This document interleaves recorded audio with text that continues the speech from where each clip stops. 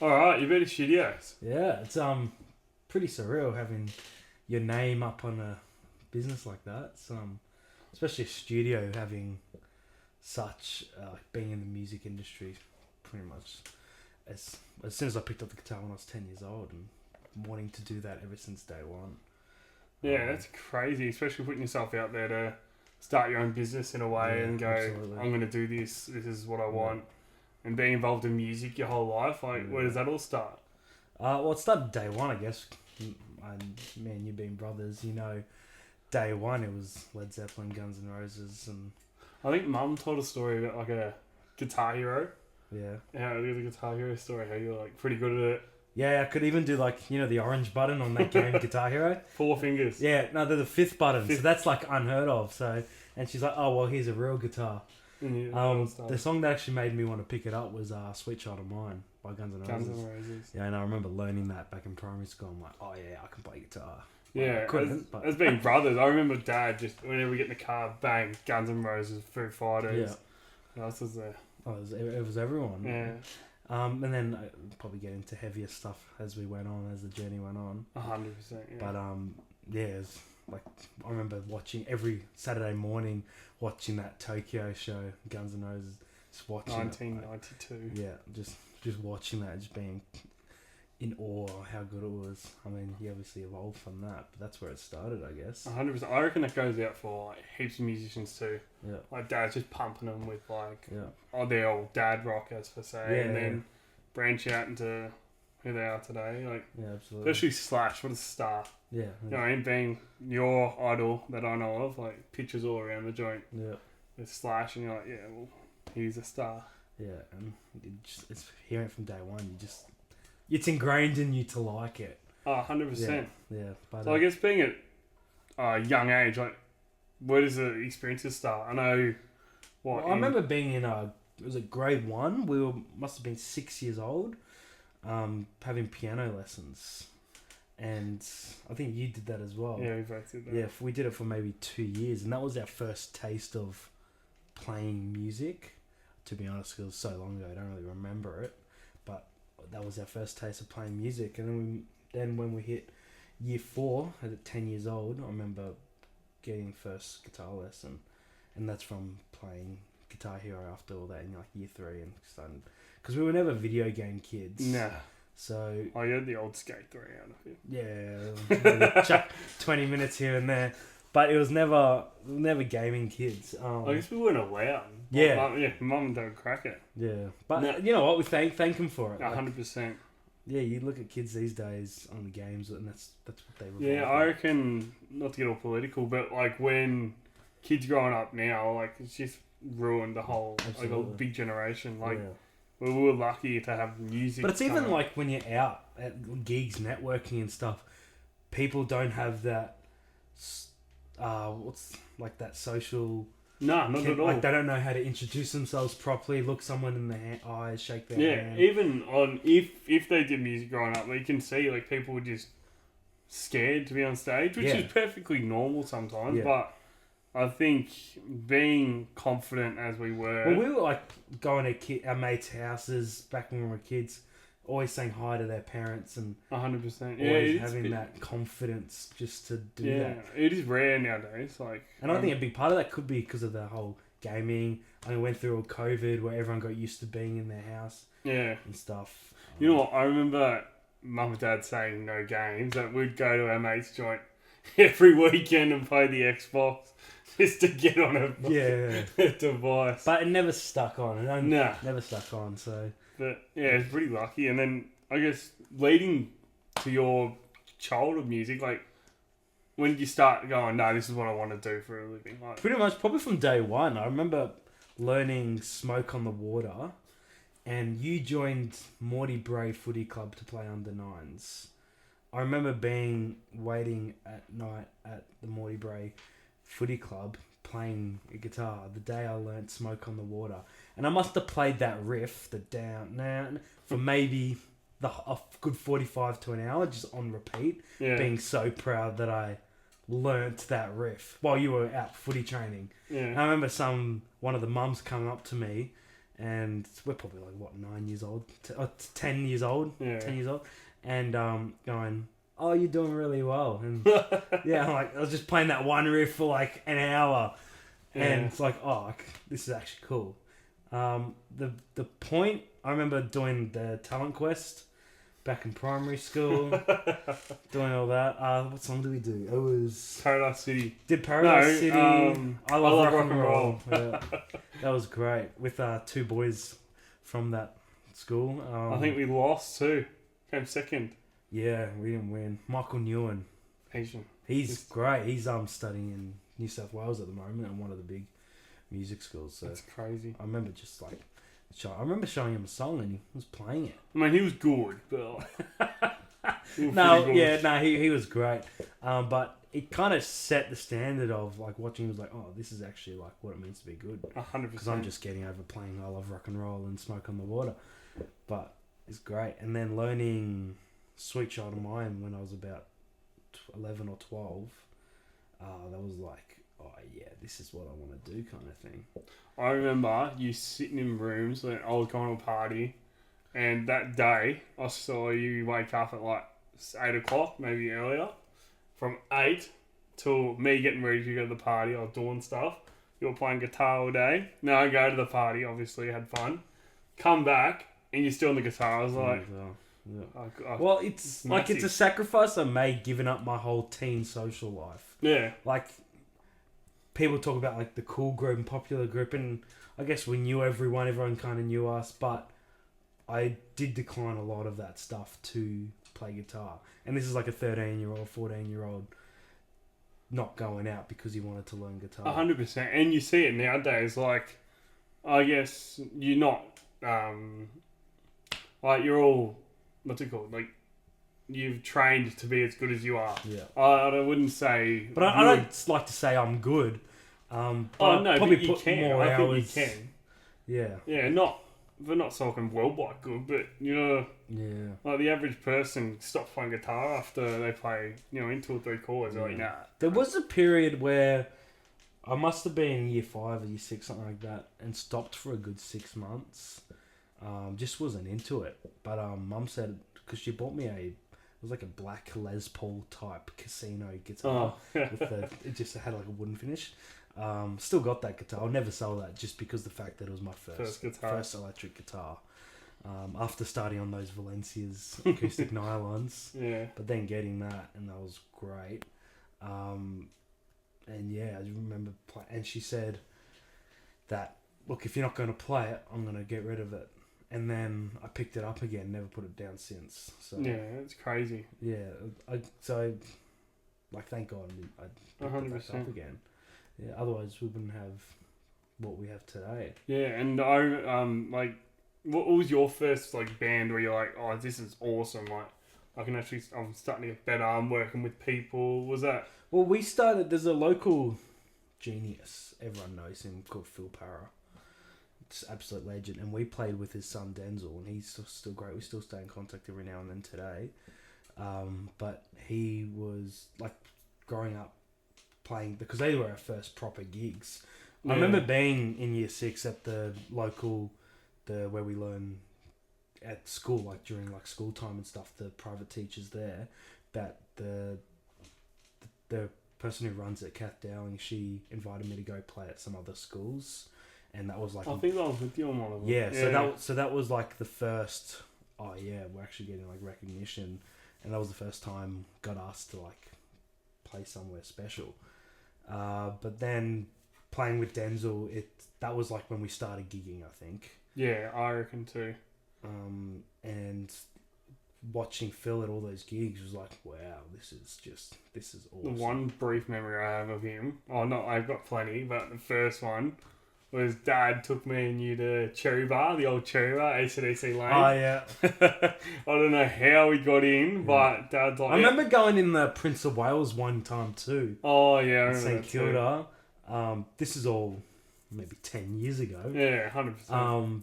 But it was like, oh, this is what the music scene's like. Because being underage, not allowed into venues and stuff. But they let us in and it was It was cool. It was just like, oh yeah. And especially AC/DC Lane, Malcolm Young up on the wall there. Yeah, that was awesome. It was just great. It's just turned to not much anymore, hasn't it? Oh, it's true. I think real estate bought the AC/DC part. I mean the because now they're Scooter. they're located in is it Little Collins? Yeah, Little Collins. And you worked there for a little bit. That was good fun. I'm sure. I remember one time I missed a call, and ever since then, this is pretty bad, but I've had my phone off silent every night since then, just in case. But you called me and I was asleep, and you missed your tyre was flat. Yeah, or my something. tyre was flat at 3 a.m. Yeah, and he calls me, and I missed his call, and I felt so bad. That's why I've kept my phone off silent every night since, just in case something happens. Because you've had to pick me up a couple of times too. Like, I remember, I finished late at the studio one night, and I went up a curb. I was like falling asleep, and then I called you at like must have been 2 a.m. and you came and got me. It was good. But I remember waking up at must have been 6:30 or 7, and I call you, and you obviously just were trying to fall asleep in that car park. And then I ended up coming and get you, and we ended up getting a new tyre. Yeah, it was pretty funny. That was. Yeah. We ended up getting back at like maybe midday that day. It was just a long day, but it was a long day. Yeah. And what about I guess writing music? Where does that all start? Well, you wrote the first song, I guess. Yeah. That was when we were doing all the covers and stuff with Denzel and Macca Nicholson. He was on drums at that time. I think we were called Soundstorm. That was like the first band name we had, Soundstorm. And I remember coming up with it because we were playing was it some sort of festival, and they needed a name, and we're like, throwing out some names, and someone said Soundstorm. I can't remember, but then we started talking about how cool like the logo could be with the lightning and stuff. Yeah, and especially at 14 Yeah, years it was old. like, let's do Soundstorm. Yeah, he's the very first. Just a storm of sound. It's just massive. Yeah. But then after that, so you wrote the song. I think we did a first ever recording session with that song. Yeah. With Ben Urbacher on drums, and Mum sang. I sang. Well, you sang the original, and then we did a Slash cover, Slash and Snake Pit, Beggars and Hangers On. Yeah. That's probably somewhere. Yeah. But that was our first recording experience, and the original you wrote, we put together. Mars Samorelli, our cousin. Yeah. From Gold Chisel, the Cold Chisel tribute band. Yeah. He helped us write the chords for the. He did. At Nonna's house. Yeah. So where he was over, I can't remember the situation where he was over, but he helped us write our first song, and I was like, oh yeah, we can actually write a song. And then I think the second song was Traveller. Yeah. You wrote that one. Yeah, the riff. Yeah, I wrote the riff. And that I actually liked that song. Like still. Yeah. The riff was cool. That was like the first riff we ever wrote. Yeah. And then we kind of elaborated on that. Then we got in after the Denzel days, we did a band called Black Temple. Yeah. And we started writing some songs. We probably only wrote 3 songs, to be honest. We were mostly cover band, that. Yeah. This is a bit controversial in the so-called original scene, but I tell people to learn as many covers as you can. Yeah. And I find if you don't there is arguments. It gets a bit controversial, but if you don't learn any covers or don't have any inspiration, how can you learn what chords go with what? Correct, and you make a style that you play with. Like you take your influences, and then so you have like 10 major influences, put them all together, and that makes you. Exactly. I find like there is some bands, I won't name names, but they're really against learning and playing covers. Like they've just never learned to cover in their life. Yeah. And like, good on them for giving it a go, but their songwriting is pretty basic in a way. It's all about creating a style. Like having Slash as a big influence, like go and learn all his repertoire, and then you learn how to play like him, as per se, and then you go, oh, nah, you know what, I like Jimmy Page for a bit. So you're like, yeah, I'll go learn Jimmy Page's stuff. Yeah. And then being able to merge those two together, like, obviously two examples, but I guess that starts to create anyone's style, you know what I mean? As a rock guitarist or... Yeah. It's pretty incredible. And with, like, modern guitarists, like, that's just a whole nother level now. It's just a new ball. Like, you even scroll through Instagram and TikTok and everything, and you're just watching, like, 5-year-old kids on the other side of the world just absolutely shredding it. Yeah. It's like, what? Like, this... Where did this come from? Exactly. It's like, that's the competition. And, yeah, it is a bit scary for someone coming up as a guitarist or any musician. It's incredible what the talent is out there. And I think social media has a big thing to do with that because we're having more access. Like, I learned guitar off YouTube. What was his name? Marty Schwartz. Marty Schwartz. I've talked to people who just like learn guitar for a year and then they call it versus like I learned from Marty Schwartz. Yeah, it was great. There was I had a few lessons. I learned a stretching exercise where you put first finger on the first fret, leaving that finger there, second finger on the second fret, third finger, and it's forcing your fingers to stretch really. And then I learned a 12-bar blues, which I still play all the time today. Yeah. So that was like my first lesson, learning a 12-bar blues and a finger stretching exercise. And as a bit of a music teacher, that's one of the first things I teach my students as well, because I know they'll use it pretty much. Yeah, hopping on that music teaching thing, like I remember us being at school and then we obviously had our band and we were going through there, but then I remember you dropping out at... Well, not dropping out. But I left school after year 10. Yeah, and then you took on... Yeah, studied music at... Polytechnic. Yeah, and I remember doing the teaching course and like it was really good having the experience before that. Really helped. But learning, like, I've met guys like the Pantasis brothers, incredible. They just... Some of the best... Well, I would say jazz musicians, but even all around, just incredible. And then meeting other people in the industry. I got a gig working behind the bar at Musicland. That was in 2019. I started that. I remember during the Christmas party, the first 3 days, I did Friday, Saturday, Sunday, that first week. And the first 2 days were like 12-hour days. Yeah, it would be. Yeah, and I remember just thinking, what did I get myself into? But it was great. And I did that for the connections in the industry, learning. So after Polytechnic, studying it. No, I would have been working there during the Polytechnic. Oh, I think you were. Yeah, so I would have done that. And then from that, like, getting my name out there, people calling me to do stuff, which is awesome. Like, filling in for a lot of the tribute scenes around. Yeah. Playing with a guy named Brunsey, doing like crown gigs with him, and then some other stuff, some private functions, some weddings. I would say some of them are pretty big deals. Like, obviously getting the call up to play at Crown, one of Australia's most biggest renowned venues, as per se. Like, well, like going to Vegas yesterday, I remember talking to people.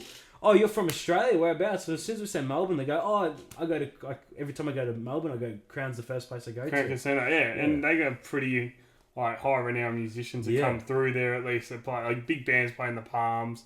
And even good musicians. There's always good musicians playing at the bars there, like Jackpot Bar. Oh, we played there last night. Yeah. Chris Stapleton was in town yesterday. Well, he was there Tuesday and last night. So today is Thursday. And we were doing all the whole country set after from 10 till 2 last night. Yeah, crazy. And then everyone was there. So we're doing all Luke Combs, Garth Brooks. Yeah. Just like everyone, Chris Stapleton, and it just went off, really. 100%, yeah. I think, but obviously playing there is huge, you know, and like starting to... But it's not under my name, so it's under Brunsey, the Brunsey duo, and I'm just privileged that he asked me to play with him. 100%, yeah. It's massive opportunity. And then, I guess, touching on playing venues, like, having your bands, like, what's your, I guess, my favourite venue that you've played at? Favourite venue? Far out. I don't know. I shouldn't You know what? I remember you played at Hammer Hall. Didn't you? Oh, no, that was a school thing. But looking out was like, wow. I was in the drum line back at St. And that would be an experience, wouldn't it? Yeah. One of, I guess, that'd be one of Australia's big like Peter Robertson. He was. We were doing a whole thing with a bunch of different schools. This is at St. Bede's, like with Jet and British India coming out of St. Bede's as well.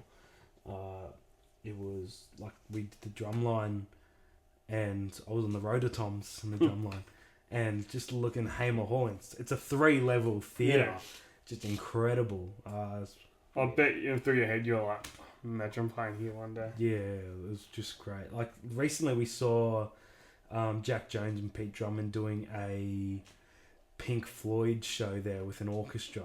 Yeah. And that was just insane. It would have been, especially like, I don't know. But just the venue, the calibre of venue, Hamer Hall. Oh, yeah. It's just, the acoustics are amazing. To be honest, that's my favourite venue in Melbourne. If I could play at a venue, it would be Hamer Hall. Not the MCG and Grand Final. Oh, yeah. Yeah, probably not Grand Final. Nah, you definitely wouldn't decline it. I know guys like Meatloaf get a lot of hate for it. Probably not hate, but get put down about it. But I think people also forget that the performance isn't designed for a concert. Like if you go to the MCG, like recently Taylor Swift and Ed Sheeran played there. We saw Guns N' Roses there. Bon Jovi we saw there. They're all designed for the sound. Even though because it's so big, the sound isn't that amazing. There's still delay towers and the amount of speakers. When you're playing at the grand final, it's designed for a footy match with entertainment at the start. Yeah. Even you look at acts like from the Super Bowl, they literally rearrange the whole field for the performance. And that's a talent in itself, isn't it? Absolutely. But the AFL, they kind of put the band up as an extra. It's not. Yeah. It's not for the thing. And I think it's I don't think they deserve the hate they got. No. Like, yeah, it wasn't that amazing, but you look at all the factors on why it wasn't that amazing, and it's hard to nail it. Yeah, but like that's what he's known as. Like, it's the sad reality. One bad performance. I think Jack Black said it in School of Rock. One good performance can change the world.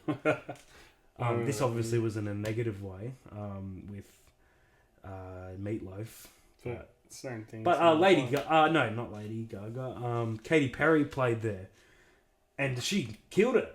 Awesome. Yeah. Oh, that was good. Yeah. Yeah. Kiss. Awesome. Yeah. That was awesome.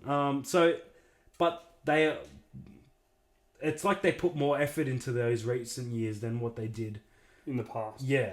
Yeah, which is a lot. It's massive. Yeah. Mark Seymour played as well. It was great. I think he's there every year. Yeah.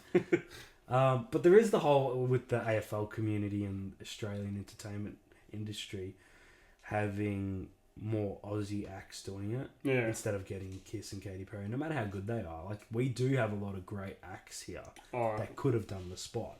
Yeah.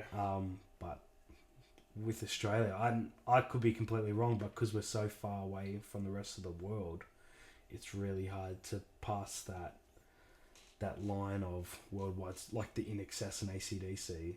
Yeah. Success. 100%. I mean, you could argue AC/DC is not Australian. But we can claim them. Why not? But to get that success they had is like Cold Chisel. I kept saying Gold Chisel from our cousin's band. Cold Chisel. I'm a big fan of Southern Sons. I find them kind of did okay. As himself though, as a singer, not as a band. I think nowadays, you know what? Back then it was very, very hard to break through. Yeah. But now it's just so many different industries. Like I know Kid Laroi, massive overseas. Tame Impala, alternative artist, massive overseas.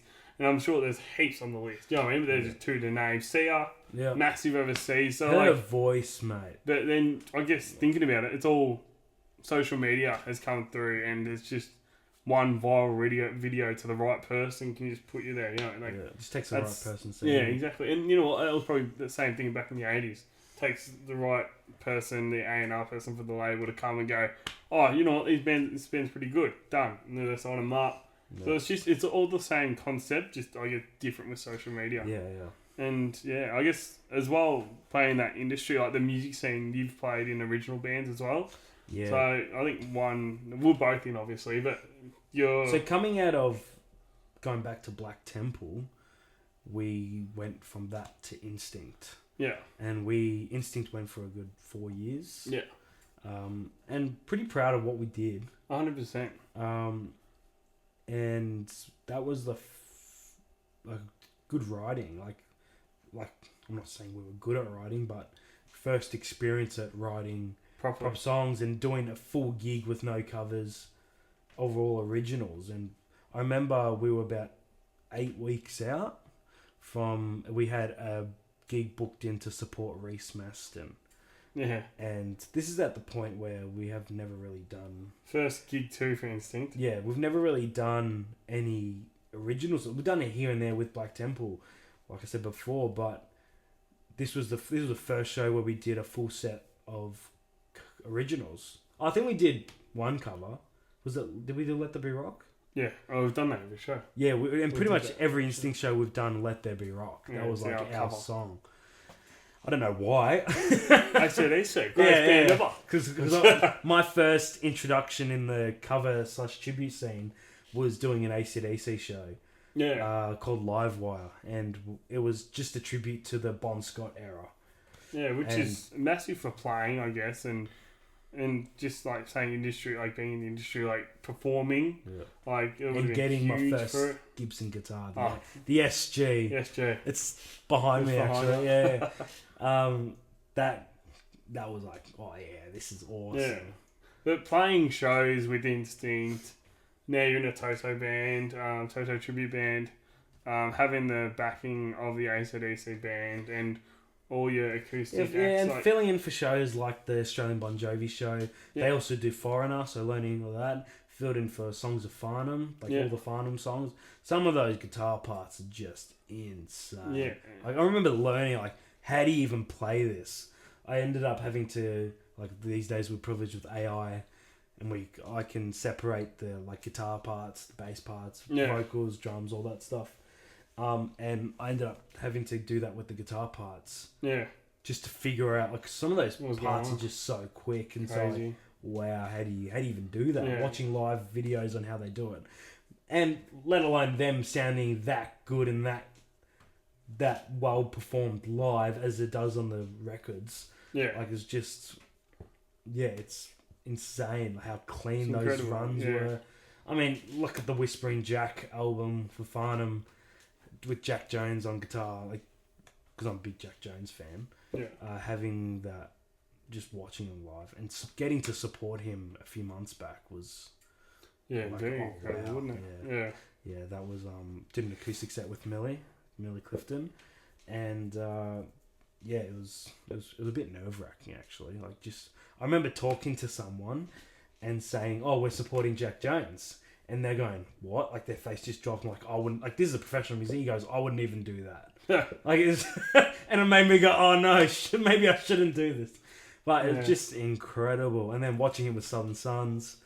Anyway, back to the original stuff. Playing a lot of that, like learning to write.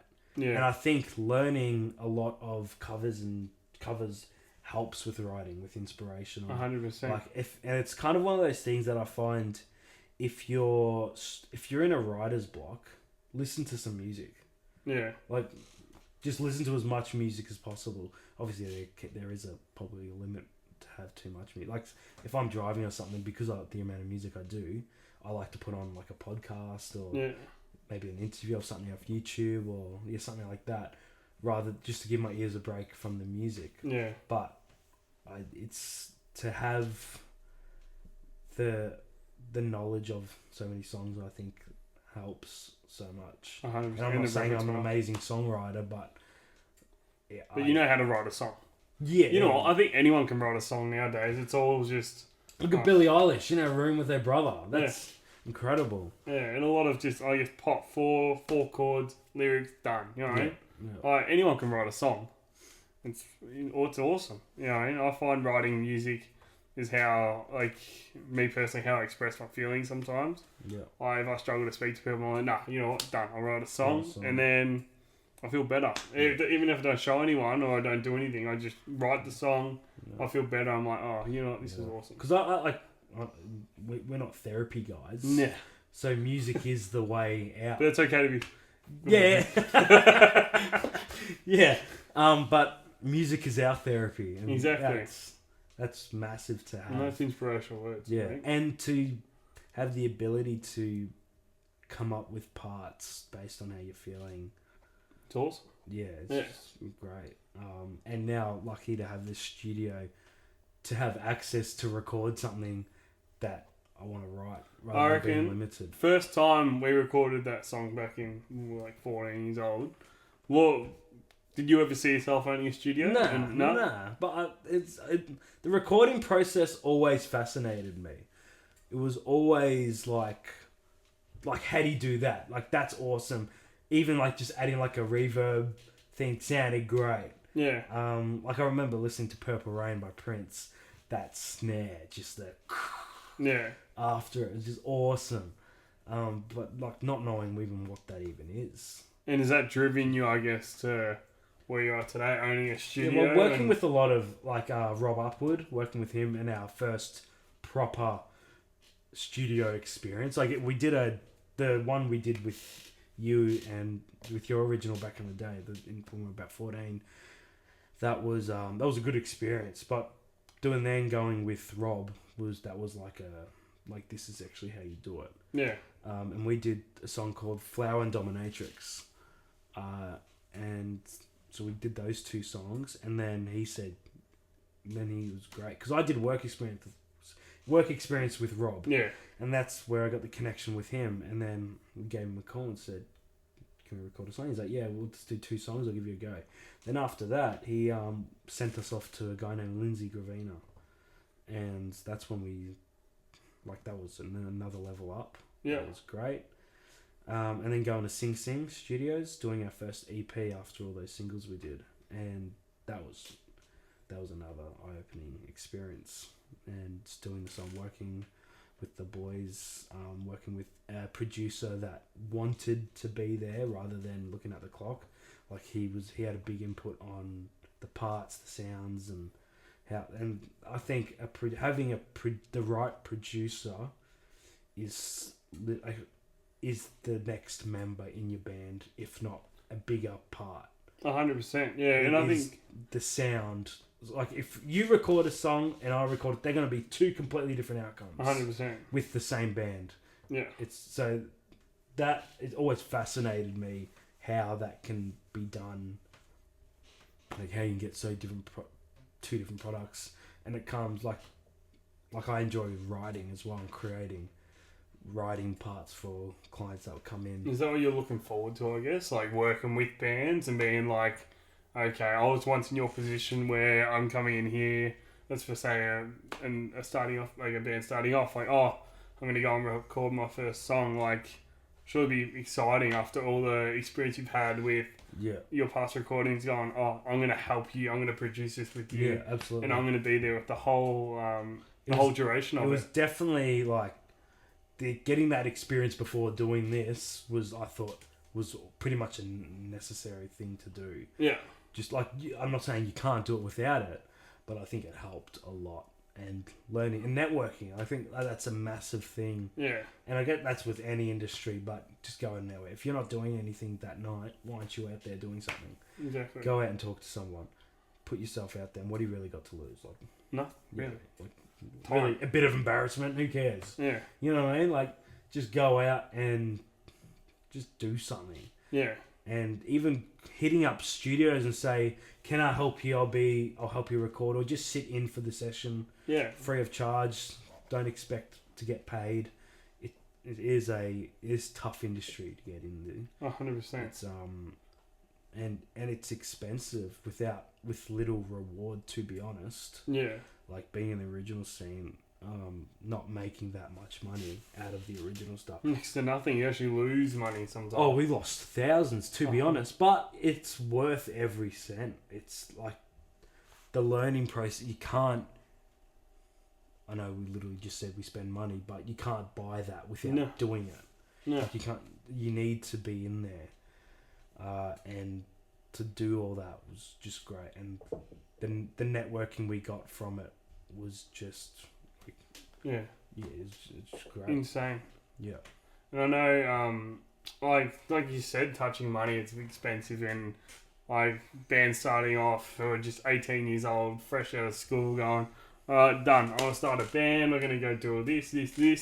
Oh, we have no money. I know, like, that you take a lot of consideration to that, and you got, like, such cheap prices. Like, that's awesome to be able to help people, especially in the facilities we got here. Well, knowing what it's like on the other end, like, yeah, I remember, like, payments coming up. Shit, go do some jobs, you know what I mean? yeah, Studio.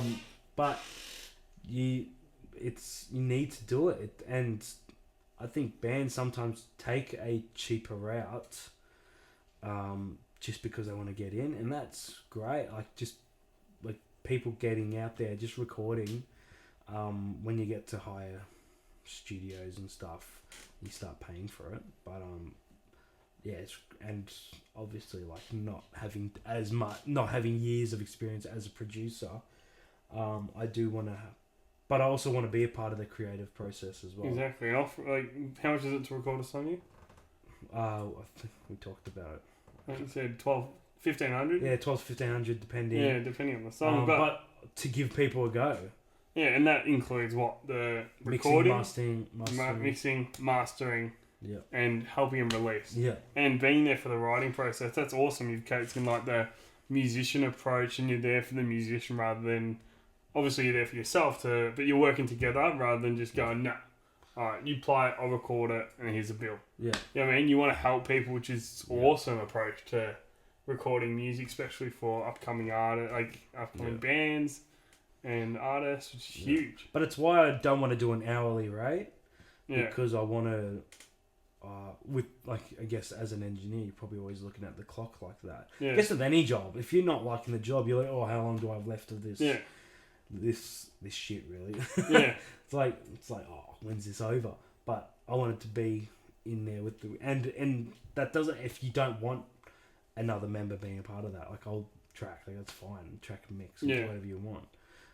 But can do that creative. But you're there for it. Yeah, exactly. Yeah, whatever you're there they for the want to musician. do. Yeah, and yeah, having the experience, like you doing all the socials and stuff, and it's awesome. Yeah, learning all that.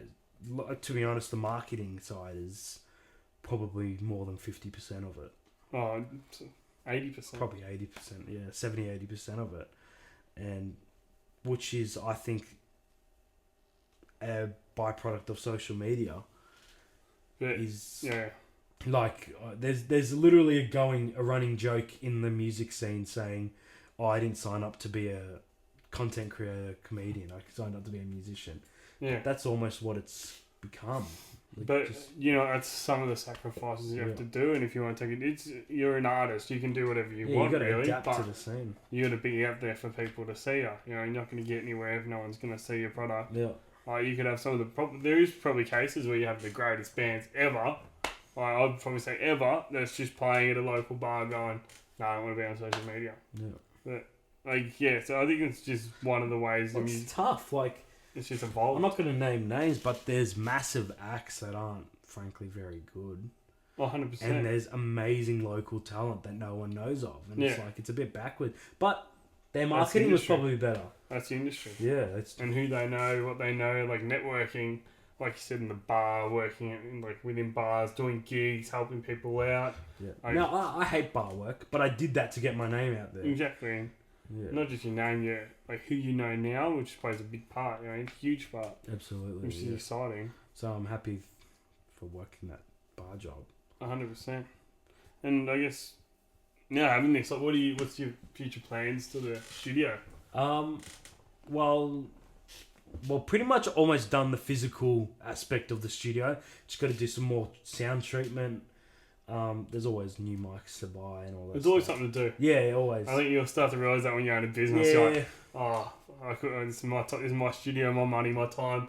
I could be doing something else. You know what I mean? Yeah, exactly. But that's like, I'm going to a concert tonight, like, to see a band called Slaughter to Prevail. It's heavy music, but you're sitting in the back of your mind, I could be at the studio doing something. Yeah. And I guess every business owner ever knows that feeling. Yeah. Good. That's the sacrifice of being an entrepreneur, is like, working your own hours, which is awesome. Being your own boss, which is I know you can't. But I'd rather work 100 hours for nothing than 40 hours for someone. Yeah. Making an actual salary. Which is making money off it, yeah. Yeah, exactly. Which is crazy stuff. But yeah, that's awesome. But, this is nearly done. So it's almost done. It is open for now. It is open now. There is a live room on the other side of the glass behind these screens here, and that is the live room, and we do rehearsals there as well. Record and rehearse that. You record and rehearsals. Nice. You can record your rehearsals as well. Yeah. And pretty much anything you want. And it is an industrial area. It was 2 days ago, we had a band Wasted Years coming to do some promo, and they literally set their drums out just pretty much in the car park out there. Yeah. And having like that industrial outdoor thing. Which is a thing in itself. Yeah, because there's no real noise limits here. No.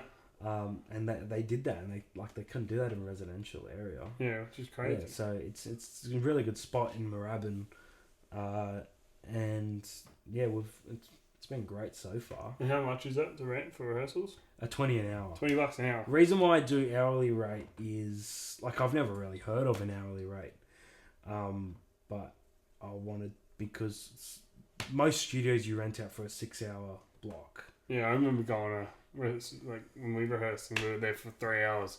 Yeah, it's like, for 6. Yeah, and you pay for 6 exactly. So yeah, and it's like most rehearsal studios right now are like anywhere between 80 to 120 for a 6-hour block. Yeah. But if you're only in there for 2 to 3 hours, why should you pay $120? Exactly. Yeah. So and awesome. the room's got everything. It's got PA, drum kit, guitar cabs. I got heads in here, but as guitarists, everyone usually likes to bring their own amps anyway. There's a bass amp in there, piano, all the cables you want in the world, and yeah, it's perfect rehearsal studio. Yeah, exactly. Yeah. And I know for chill out time. Yeah. I remember you're gonna say you got a pool table's coming. Nice. That's coming the next week or two, and PlayStation's coming as well. Because, while we're waiting for, drums to be tracked, vocals, guitar, bass, there's sometimes there's 5-hour periods where you can't do anything. Exactly. It's ridiculous. Yeah, so I haven't got a footy. I've been having to kick outside. Picking that back up. Yeah, exactly. It's been a few years, but getting the boots back on? No, probably not. Probably won't play. But, yeah, just good to get out there. But not knowing you have periods where you not needed. Yeah. And you don't want to step on people's toes. Nice comfort zone. Yeah, it's so awesome. there's hang out area of the pool table, PlayStation, couch, big L-shaped couch, TV, microwave, fridge, all that stuff. It's pretty exciting that I guess you've come to make this, when getting this place, and it was just nothing like what it is today. It's pretty exciting to go, I did this. This is mine now. Yeah. Now I can do whatever I want now. Yeah.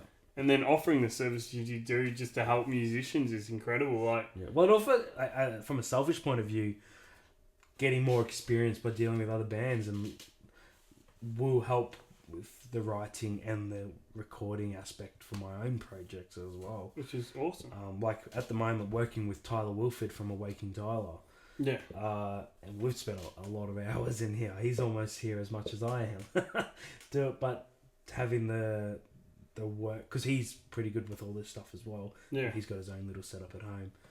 And it's good that you bounce off each other. Yeah, exactly. Yeah. So, awesome. And even if I'm, because to be a gigging musician as well as running a studio, he can be here while I'm not here if someone wants to do a rehearsal or something. Yeah.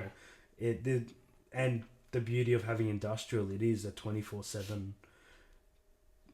There is no time where you can't be here. Exactly. Yeah. So, just as long as it's by appointment. Yeah. Nice. But yeah, it's a great. I think it's a great area and spot.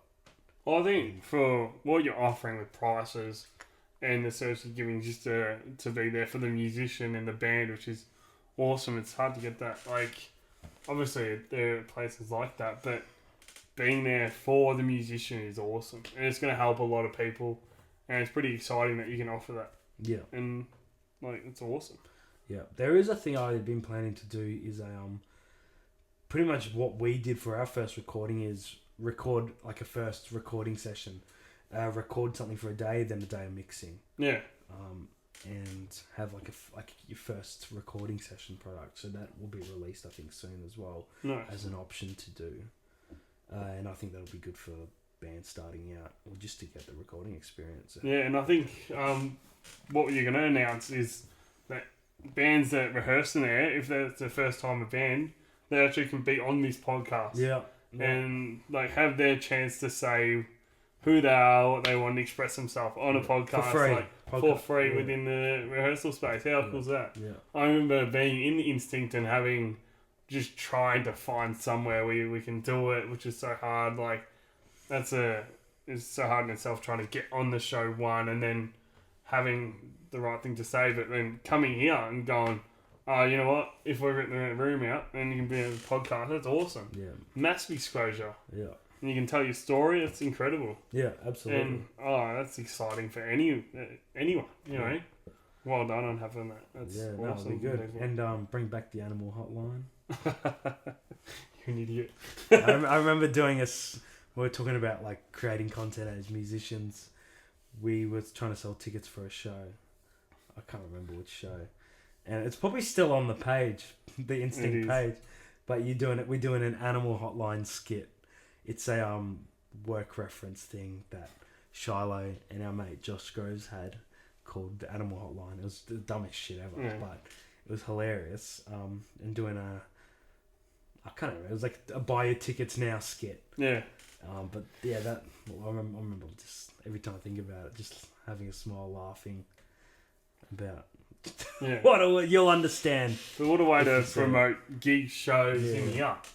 Completely different aspect, and it's easy. Like we'll just send you the podcast and making content out of that. Absolutely. That's insane for social media nowadays and what you can offer. So I guess this is awesome having this for that. Yeah, absolutely. The only downside is we'll only do one per member. So one member per band. So for the interview. That doesn't matter. You know, I mean, imagine just having the opportunity to be able to do this. This is awesome. Absolutely. Insane, incredible. I don't see a downfall in that for the bands. No, not at all. Yeah, and really just trying to help out the industry by doing that. Yeah. Yeah. That's insane. Well done on making this and being there for musicians and having to use some bass, and this is awesome. So awesome. Any last words for the podcast? We'll find us on all the socials at Uberti Studios. Shiloh's done an awesome job at the website, Facebook, Instagram. And just is there anything else? DM to just hit us call up. Call you. Hit us up. If you even if you have any demos you want to send over, and I can have a listen, and then we can catch up and see what we can do to turn that into a proper song. We can also provide just tracking if you have your own mixing engineer. Like I'm working with a band soon where they're coming here to do their album tracking. And then we'll send it off to their engineer to mix. So that's also a possibility too. Yeah. But yeah, it's coming out well. It's exciting. Yeah, absolutely. It's exciting to see where this goes in the future and having something. Oh, well done. Cool. All right. Uberti Studios. Check us out. Nice.